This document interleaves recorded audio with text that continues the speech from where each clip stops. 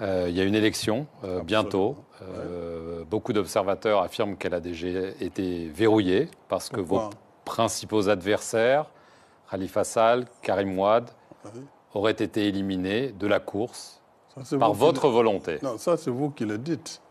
D'abord, je rappelle, franchement, le Sénégal est une démocratie qui ne date pas de ma présence à la tête de l'État.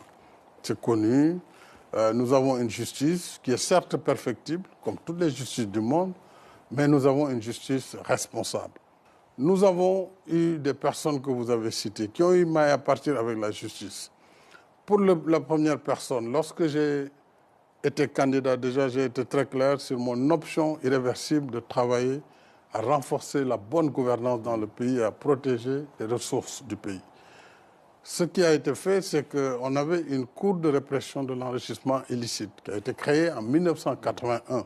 J'étais encore élève en classe de première, mais qui n'a jamais fonctionné, qui a fonctionné un peu et puis elle a été mise en léthargie. Elle a été éveillée, elle a pris en charge un certain nombre de dossiers qui ont abouti à la condamnation de personnes qui ont fait tous les recours dans le cadre de la procédure judiciaire jusqu'à la Cour suprême.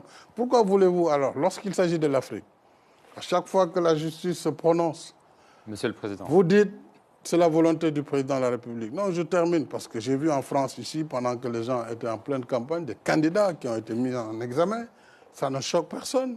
On ne dit pas pour autant que la justice française est sous le couvert du politique. Monsieur le Président, Donc je ne peux pas, moi, accepter, pour le cas du Sénégal, ce genre d'argument. Maintenant, les opposants qui sont concernés le diront. Le second n'a jamais nié les faits pour lesquels il a été condamné. Khalifa Sall. Oui, il a dit que c'était la pratique, ce n'est pas une réponse juridique. J'ai toujours évité, moi, de parler de dossiers judiciaires, mais maintenant que la chose est jugée, je pense que personne n'a été éliminé volontairement. La preuve, il y a plus de 100 et quelques candidats déclarés qui ont retiré leur dossier. S'ils remplissent les critères, Monsieur le Président, ils seront candidats. Vous savez bien que le Sénégal a été critiqué par l'ONU, par la Cour de justice de la CEDEAO, par des groupes. Je corrige, l'ONU n'a jamais critiqué le Sénégal, je suis désolé. L'ONU, c'est des institutions. Le groupe de travail. Vous me direz l'Assemblée générale ou le Conseil de sécurité ou le Conseil, vous ne le verrez jamais.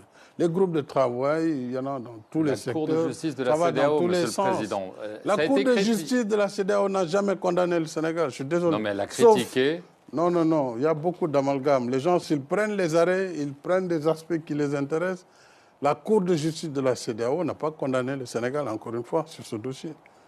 Ils ont dit, sur le cas premier, qu'il y a eu une période pendant laquelle... Non, je n'ai pas envie de citer ce cas parce que d'abord, ça ne m'avance pas.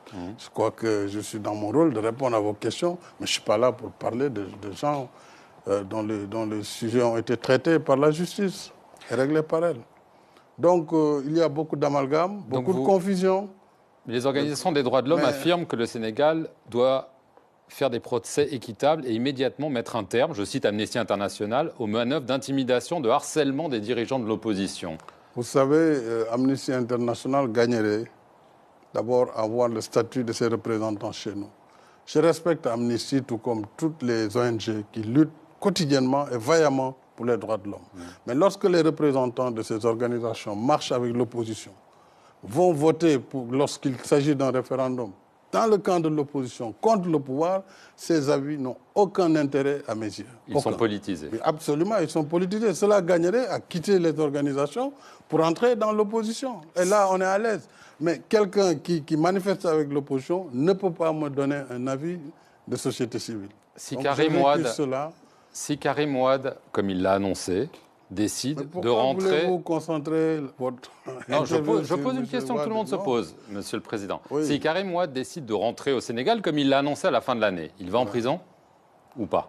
Mais interrogez le droit, ce que dit la loi.